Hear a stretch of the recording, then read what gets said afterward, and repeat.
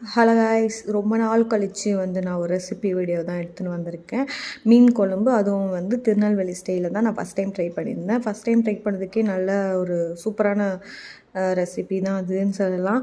First கொஞ்சமாக தேங்காய், சின்ன வெங்காயம் சொன்னாங்க. பட்டு நான் பெரிய வெங்காயத்தில் அது குட்டி குட்டியாக இருக்கிறத ஒரு 4 சைஸ் சேர்த்துக்கிட்டேன். அப்புறம் 2 பல் பூண்டு, மிளகு, சீரகம், மஞ்சத்தூள், மிளகாத்தூள், அப்புறம் மல்லித்தூள் இதெல்லாம் போட்டு தண்ணி ஊற்றி நல்லா பேஸ்ட்டாக அரைச்சிக்கிட்டு, ஒரு கடாயில் ஒரு பச்சை மிளகா, குட்டியாக 2 தக்காளி, அரைச்சி வச்ச பேஸ்ட்டு, அதுக்கப்புறம் மீன், அப்புறம் புளி தண்ணி போட்டு நல்லா கரைச்சி தேவையான தண்ணியும் இப்பயும் ஊற்றிடணும். அப்புறம் இப்போ தான் நான் மஞ்சத்தூள் சேர்க்குறேன். அப்புறம் தேவையான உப்பு போட்டு நல்லா கொதிக்க வச்சுட்டு ஒரு தாளிப்பு மட்டும் கொடுக்கணும்.